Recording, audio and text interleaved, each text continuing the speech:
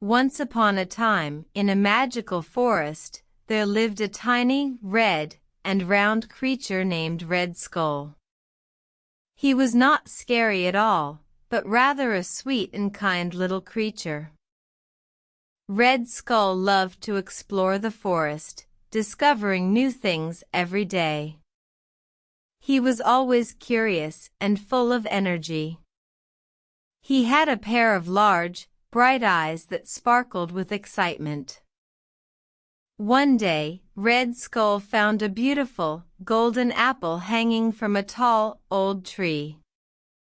He wanted to reach it, but it was too high.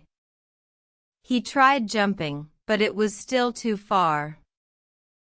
Feeling a little sad, Red Skull sat down under the tree and thought. Suddenly, a friendly bird landed next to him.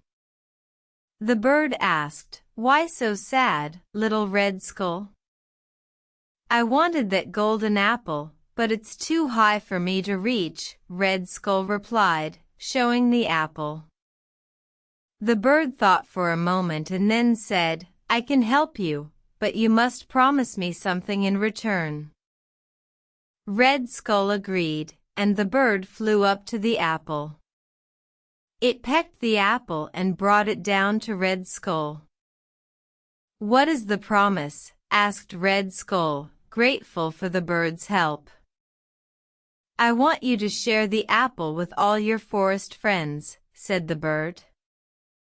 Red Skull smiled and agreed.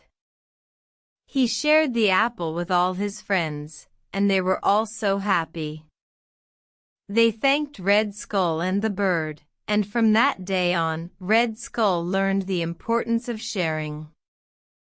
The forest friends cheered and celebrated, and Red Skull felt even happier than before. He realized that the golden apple was not as important as the friends he had made. From that day on, Red Skull continued to explore the forest, always helping others and making new friends along the way.